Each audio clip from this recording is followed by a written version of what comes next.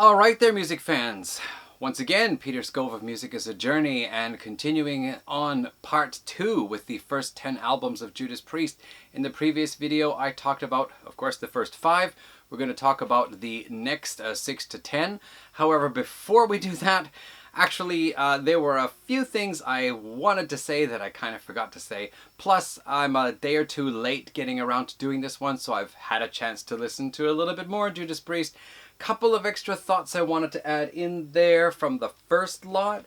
So first of all, Rock-a-Rolla has a reputation for being a very poor sounding album. I can't say that I ever thought it was great, but I didn't ever really notice it was all that poor either. However, listening to, who the heck is this one here now? There's a red chicken on the back or something like that, a rooster. Gull Records, Repertoire Records, here we go. Yeah, Repertoire Records reissue of Rock-a-Rolla here. Actually, I quite like the sound of this. I have no problems with it. I can hear all the instruments clearly.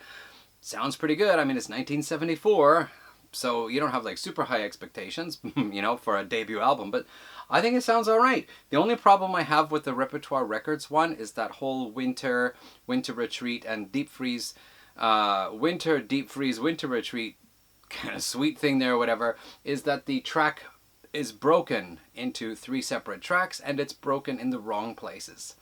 That's the only problem I have with this one here.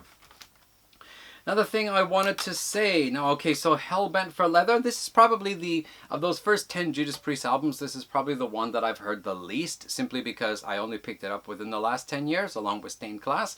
But Stained Class I actually rented many years before and copied it to a mini disc, so I actually had a chance to listen to it a fair bit before I finally got the CD myself.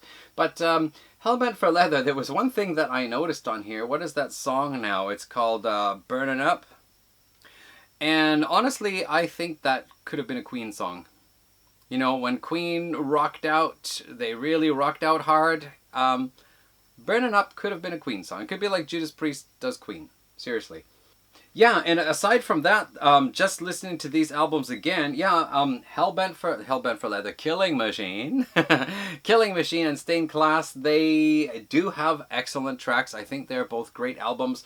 But honestly, the album that sounds the best to my ears is still Sin After Sin. And listening to this again today, most of the tracks on here, really, this could very well be my favorite Judas Priest album. I just kind of hold Screaming for Vengeance in slightly higher regard. But you know what I noticed in the Diamonds and Rust, the song here, the cover of a folk song by Joan Baez? There's one part where the double bass drum is kicking in, and also that Call for the Priest, Let Us Pray, Call for the Priest bit there. Also some great double bass, double kick drum in that too. So I actually can hear a fair bit of, like, you know, extreme metal beginning on Sin After Sin in a few places. Not Diamonds and Rust, just there's a double kick drum in there. Okay, so now let's move on before I remember something else to say about those albums. There was probably a heck of a lot more that I just forgot about. So let's move on. So we're coming up now to British Steel, released in 1980. And here we have a very important step, because first of all, drummer Les Binks left the band. And as I heard, it was something about the agreement about his payment for the Unleashed in the East album. He was being cut, and his payment was being cut or something like that, or cut back, whatever. Anyway, he was not satisfied with it, and so he decided to quit the band, and Judas Priest had to get themselves a new drummer. So they got a hold of Dave Holland. Now, Dave Holland had previously played in Trapeze, probably most famously played in Trapeze. He's on those albums with Glenn Hughes and Mel Galley. Glenn Hughes, of course, leaving Trapeze to join Deep Purple. Mel Galley later on performing on Whitesnake's Slide It In album. And actually, an interesting thing I didn't know, he played with the live touring band of Blue Jays, which was Justin Hayward and John Lodge from Moody Blues. So anyway, whatever. Dave Holland joins Judas Priest, and their album 1980, British Steel, don't mind the sticker that got ripped a little bit here. Just watching a documentary the other day, like just how this album stands out as such a significant album, not only in Judas Priest's catalog, but in the history of heavy metal. Now, I've heard some people argue, you know, why it is not as significant as others say it is, but I don't care. I think this is just the band is what they started doing from Sad Wings of Destiny. They just continue up to here, and it just seems to keep getting better. Especially the last 3 albums, I think they really solidified the sound. There's some really killer tracks on here. Like, I think pretty much the whole album. There is a part with that "Living After Midnight," you don't have to be old to be wise. That part there. Oh, and United. That was one thing I wanted to say from Killing Machine. That song there, what is it? Take on the World on Killing Machine? That one and United kind of go together as Judas Priest's effort to do a "We Will Rock You" kind of stand up and chant and clap your hands and stomp your feet anthem. I never was really a big fan of United. I remember when I got this album on cassette way back when, I told my friend what a killer album it is. Maybe I didn't say killer, whatever, but what a great album it is. But that song, United, sounds to me like it's from the Annie soundtrack, and you the sun will come out tomorrow. I don't know. But anyway, aside from that, we're talking about a really cool album. Of course, Breaking the Law is the big track off this one here. And the funny thing is that I always thought it's kind of really simple. Like, the riff is cool, but it's simple. The song is short. And, what's all the fuss about? But honestly, listening to it again, like, 3-4 times here in the last few days, I like it. And one of the things I really like is actually the lyrics. I like that it's about this guy who's, struggling to find work. And whenever people, I've had every promise broken. There's anger in my heart. Down and out, there's no future, this kind of thing, and he's had enough, and so might as well put some action in my life, and he's breaking the law. So I like that lyric thing. I like that, that he's it's not just, kind of like we're the tough guys and we're breaking the law. I mean, this guy's basically been dumped on by life, and if he's going to survive, he's got to do it one way or another. Let me see here. What was it now? Rapid Fire. There's some great drumming in here. And you know what I think is really interesting is that Dave Holland's drumming, starting out from this album, it's good stuff. Guy can drum. And, as the 80s goes on, it's like the need for fancy schmancy drumming just gets reduced as the 80s goes on until it's like, just keep the beat and put a cymbal crash in here and there, and that's good enough. More on that later. So anyway, yeah, I really love that. There's also that grinder one. There's that middle part where I have my license. It came with birth, and just the rhythm is just like pounding. And it's like those, when you hear interviews with the band and they talk about when they were kids and they were going to school and their desks would be shaking from the thumping of these big metal presses pounding down in the steel factories nearby. And that feeling really comes out in that song, I think. Living After Midnight. Yay, it's everybody's fun favorite party song. Not so much into the party songs. That's one thing I realized listening to Judas Priest. I like the kind of fantasy type characters like the Sentinel and Exciter and Sinner and those that have all these like kind of, comic book images and kind of dark imagery. I like those songs, and I like the Judas Priest songs that tend to stretch out a little bit more and have some surprises in the music, some unexpected changes, like in Electric Eye, for example. These kind of short, simple, almost hard rock party type songs, not so much into them, but yeah, whatever, it's the classic off here. The Rage, I think, is really cool. I always thought that was so interesting because it had that bass intro and it was pretty kind of mellow. Almost sounded a little bit New York with this kind of like there's a finger snap and it's like this, and then there's that clicking guitar note thing that sounds almost like a horn, but not quite. Horn of a car. I don't know, I just kind of almost got this like ghetto image in a way. Early morning was a bit of, mist rising off the sewer ducts, whatever. Anyway, but yeah, I really always liked that song. So, yeah, I'm going to say, listening to this album again, I'm just reminded that it is a really terrific album, and it's, the band is just carrying on doing what they do. Metal Gods, of course, there's, plenty to say about that as well. It's pretty much a terrific album. Just those 3 songs in the middle kind of, they dip it down a little bit, but it comes back again later on, and it picks up to being a fantastic album. And then the band decide they're going to leave grey-skied England and head off to Ibiza to record their next album because, hey, you don't have to be recording in a bleak landscape under grey skies to record metal. You can do it in Mediterranean sunshine. Why not? So they go off to Ibiza to record Point of Entry. And they decide, like Judas Priest, big in Britain, big in Europe, big in Japan, not so much in the US. So they thought, let's try to angle our music a little bit more maybe to American tastes and, get them with a little bit more of the fun hard rock style, and let's, keep away from all these kind of, serious, heavy, dark comic book images, which should have worked in the US, but anyway.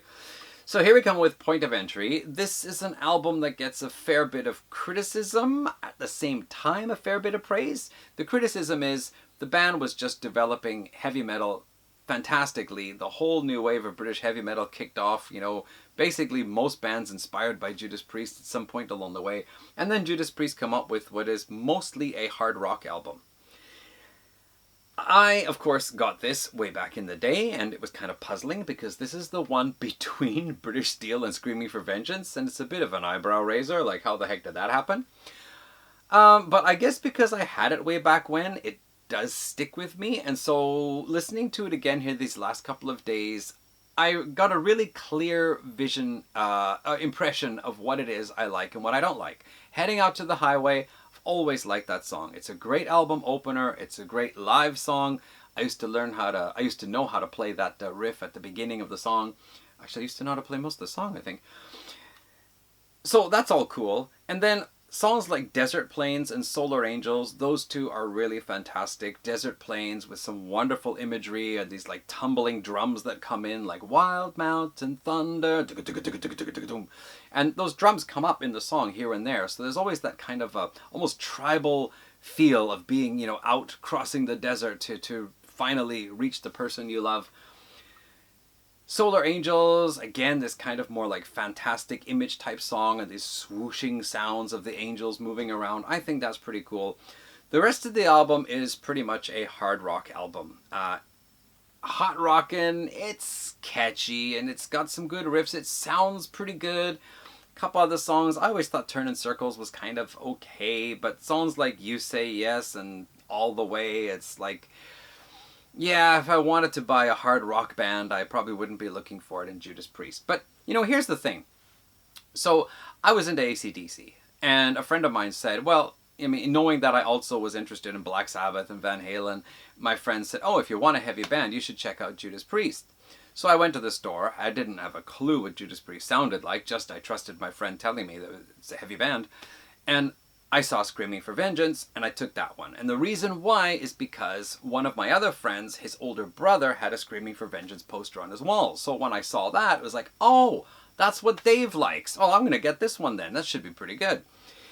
If he didn't have the poster on his wall, if he had not had the poster on his wall, and I'd gone to the store and just sort of thumbed through the albums, I might have picked up this one first. Just because this one was the second most recent album, and it was probably $1 cheaper. I'm pretty sure I got Screaming for Vengeance for $9.99 on cassette, and this would have been probably $8.99. So I probably would have picked this up, and as a first-time listen to Judas Priest, I would not have been disappointed, especially coming from AC/DC, It's not such a big jump to this one here. So overall, I like the sound of it. I've heard some people say they don't like the sound. It's too clean, it's too polished, but I like it. I like the sound of the album. I like 4, possibly 5 songs off the album, but, the other 5 songs just, I don't really need it from Judas Priest. But it's okay. It's okay. A band that has a lot of variety means that, there are times where when you're in the mood, you might want to hear those songs anyway. So, we're moving along here. Yeah, Point of Entry didn't seem to really do what they wanted, and there was kind of this criticism, like, what, you guys suddenly are a hard rock band? You're not a metal band anymore? And the response was to go back to Ibiza and do another album. And in fact, apparently the band had already recorded about 6 or 7 tracks for the next album, but after hearing the response to Point of Entry, they decided to scrap those ideas and redo them, or at least redo most of them. And so the result was 1982's Screaming for Vengeance, their 8th album. Of course, the first album I ever bought, and boy, did that ever set the precedent for what heavy metal should sound like. The Hellion and Electric Eye are probably the most brilliant openings to almost any album, I think, at least a metal album. The title track is phenomenal. I love that one. I never was all that keen on You Got Another Thing Coming because it's one of those songs where they just keep repeating the chorus as the song fades out. But in recent years, I've come to like it more because I really like, first of all, the lyrics. The lyrics are about going out there, being number one, doing your best, getting a hold of that fortune. You know, don't let it get away. Take everything you can get from life, you know. And I think that's really motivational. But I also really like the attitude in Rob Halford's voice. Like, there's all these little slight nuances in his enunciation that really give it that kind of, you know, get out there and get a hold of that thing. You know, if you think I'm not going to do it, you got another thing coming, you know. Yeah, so actually I quite enjoy the song now. The guitar solo is pretty wicked as well. Fever I've always liked, and one cool thing is in Fever, that beginning, they're using a chorus pedal, I'm pretty sure, to get that effect of the guitar, you know, moving back and forth. However, back on Sad Wings of Destiny with Victim of Changes, in that slower middle part, they also had that guitar effect going back and forth. However, at that time, they didn't have the chorus pedal, so what they did was they had this, I think it was an electric piano, which had that kind of setting to make the sound wave back and forth between the left and right speakers, and so they plugged the guitar into that to get that effect. So that's kind of cool. Yeah, I've always liked Fever. To be honest, like, half of the songs in this album, like, really totally kick-ass, and then there are probably, well, maybe a little bit less than half, but as Martin Popoff says, it's a fair bit of hair metal. But I've never really disliked it, like Pain and Pleasure or Devil's Child is actually pretty cool though, isn't it? Pain and Pleasure and Take These Chains. Yeah, they're probably a little bit more, you know, lightweight metal, heavyweight hair metal or something. But one thing I've always enjoyed about this album is the diversity. I mean, you get every song is distinct from the other. By the time you've listened to it all the way through, you know you've heard a collection of varied songs. So that's been cool, and at the same time, it's pretty much heavy all the way through. Okay, Screaming for Vengeance. I'll probably talk a lot about that one.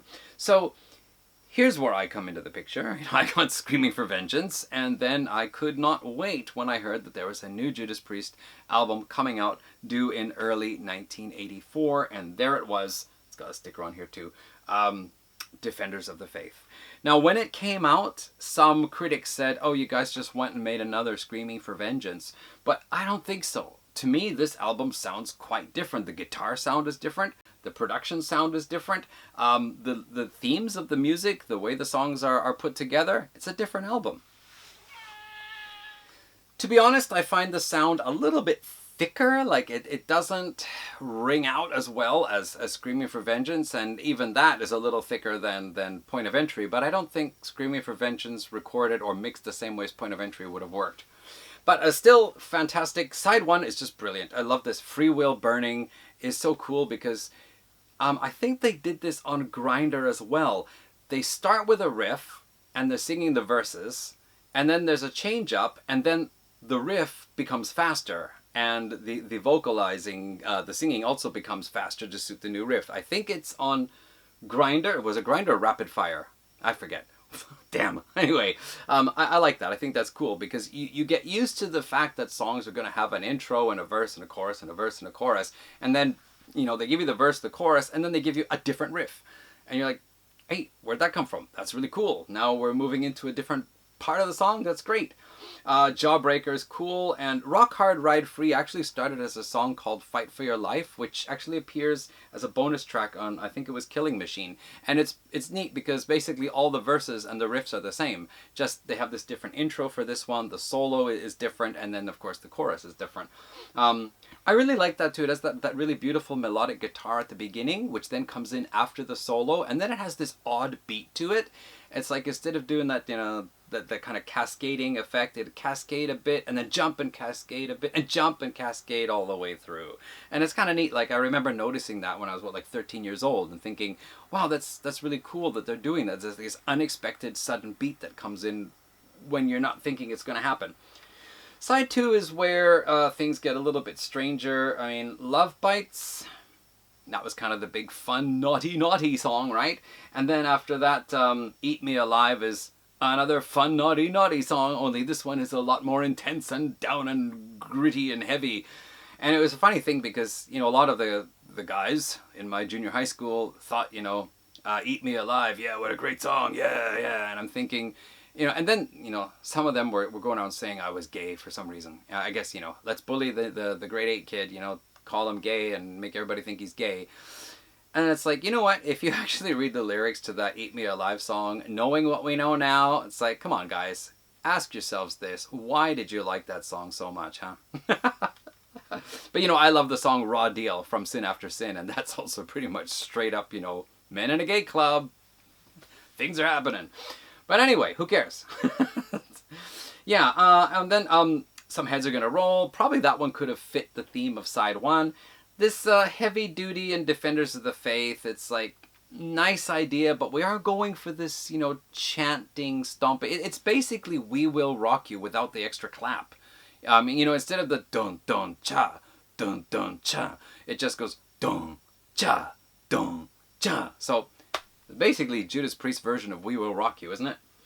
Okay, but anyway, Defenders of the Faith, probably the last of the really great Judas Priest albums, at least for a couple of albums. Which brings us up to album number 10. Here we are with Turbo, 1986. Okay, remember this. 1986 was the year of Master of Puppets. Was the year of Peace Sells, but who's buying? It was the year of Rain and Blood. It was the year of Creator's Pleasure to Kill. It was the year after Possessed Seven Churches. Metal is getting pretty freaking heavy and intense, and it's actually building in complexity as well. And what does Judas Priest give us? Turbo. Alright, now to be honest, the opening track, Turbo Lover, I've always loved it. It has a really cool atmosphere to it. It has this kind of futuristic feeling. We've got synthesizers, but they're used in a way to give atmosphere rather than just, play some nice pretty rhythms. We've got these like effects, this kind of effects, right? And even the guitar solo kind of concludes with this sudden sound to it, which is just really awesome. It's so futuristic that Dave Holland actually becomes a drum machine. The drumming through this song is basically boom, cha, boom, cha, boom, cha, boom, cha, boom, cha. And I'm pretty sure that most techno bands of the early 90s sampled that drum track and used it for most of their songs.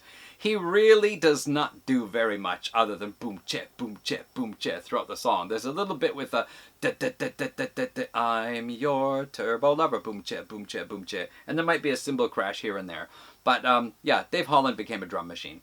I'm pretty sure. Anyway, I don't mind. I think it works with the track. The atmosphere that they're creating for that track, it's good. And it's a nice start. Judas Priest are going for a kind of futuristic metal sound. And hey, Queensryche were kind of doing things their own way with Rage for Order in 1986 as well.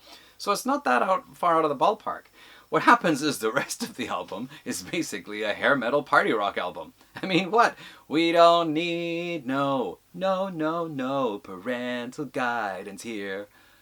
Yay! Put on your fluffy, frizzy, dyed hair and your makeup and, jump around in your tight leather pants. Yeah, I've listened to this album. I got it on cassette way back when. Never really got into it. Bought the CD a while back. Didn't really get into it. Listened to it again the other day. Didn't really get into it. This is Judas Priest following the trend of hair metal. And this is the thing, like throughout the 70s, Judas Priest were bringing in the new sound of heavy metal. They were doing extreme metal and they were doing basically your stand-up traditional heavy metal, doing killer riffs and awesome guitar solos, setting the standard for high-pitched vocals, all in the 1970s before everybody else was jumping on board. And then what happens by the time we get to the mid-80s, they turn around and go, well, let's see here, all the hair bands are doing it with this style, so we're going to do the same. And then, of course, they have a wardrobe change. Now their leathers look a little bit more flash and slick. And, yeah. So I really would like to say this is not such a bad album, but, I think you have to be in the mood to listen to some Cinderella, listen to some Poison, listen to some Britney Fox, and then throw on some Turbo from Judas Priest. The final track, Reckless, is probably the one that I like second best. Yeah. Oh, Out in the Cold. Out in the Cold. Out in the Cold is actually a pretty decent song, but that intro, when it came on the other day, I was almost like, I can skip this song anytime. It's about 1.5 minutes, and what it sounds like is some obscure prog band in 1974 doing a science fiction fantasy concept album, and that is the opening to the album. That's the impression I got listening to it. It's like, guys, the rest of the song is honestly not all that bad, I think, but that intro is something else. Okay, so usually what we do, actually always what we do, when we take a look at the first 10 albums, I make all my commentary about the albums, I give some background history of the band, and then we talk about what is the band facing at this point in their game. And most bands we have looked at so far, by the 10th album, they are in trouble. We have key members already having left the band, like founding members having left the band. We have the band is about to break up, or the band is kind of breaking up and not really sure where they're going to go from here. All sorts of messes. In the case of Aerosmith, they already hit rock bottom, but we're climbing back up again. But there are two bands that actually follow a different course, and they are Scorpions and Judas Priest. Both bands experienced lineup changes during the 70s, and by the time they hit the 80s, they hit a solid lineup, and they did a solid string of albums. And their success just really ballooned in the 1980s. Both Scorpions and Judas Priest were some of the top bands, hard rock, heavy metal bands in the mid-1980s. Scorpions were doing quite all right. They were all doing fine, good chemistry. Judas Priest were facing basically one problem, really, aside from the fact that they started to go hair metal. And that was Rob Halford having to deal with his sexuality, like keeping it a secret, couldn't let the news get out, couldn't let people find out about it, even though there are quite a few songs that, basically tell you what it's all about there. But anyway, that was really eating him up inside. And in his book Confess, he talks about all his problems with alcoholism, relationship problems. One guy he was with actually ended up, waving him goodbye and then going and blowing his brains out afterwards. Like, really very, very difficult times for Rob Halford there. And here he is, the guy in leather and studs, and, king of heavy metal god. And yeah, I was kind of shocked to know that during the Defenders of the Faith tour, he was basically drunk, got himself drunk before going on stage every night. And, I saw them on the Defenders of the Faith tour. That was my first concert. And I remember I was up on the balcony to the left side of the stage, and I remember during a guitar solo, Rob Halford came over to the left side of the stage, and he looked out across the audience, then he looked up to the balcony, and I was the second seat from the edge of the balcony, and as he looked up, I stood up and I crossed my arms like this, hey man, because that's the thing he did, right? And I remember he did this, and I thought, I don't know if he actually saw me and he was responding to me, or it was just, he did that thing, or maybe lots of people were doing it. I don't know. But, 13 years old, that's pretty cool. I did this and Rob Halford looked up at me and he did the same. Awesome. But apparently he was quite drunk during the concert. Who could tell? He rode a Harley on stage out of the Metallion's mouth. The guy gave an awesome performance. I guess he just got used to it. I don't know. But anyway, that's where it is. 10 albums with Judas Priest, and at this point here, a little bit of a loss of direction, trying to figure out which way they want to go. But kings of the metal scene, I think actually the sales of this one did go down. Like the initial sales were really high because everyone just thought new Judas Priest album awesome. And then subsequent sales actually declined after that. And that led the band to try to do something a little different for Ram It Down, and then finally something very different, getting back to the real intensity of heavy metal for the Painkiller album, and as well getting a guy who could play double bass drum like Simon Phillips did on Sin After Sin. Haha. Okay, so there it is. I think I should stop talking about Judas Priest now, but yeah, one of my all-time favorite bands, and even though I don't love every album or I don't love every song, they're still, one of those 10 bands for life for me. Okay, so there it is. Thank you all for watching. Feel free to leave comments. Always glad to read them. I do try to respond to everyone as long as I get the notification for it. And we will be seeing you in another video. A couple more to do this month. I've got to do April wine this month. So that's going to be the next big one coming up. Anyway, catch you later, folks. Thanks. Take care.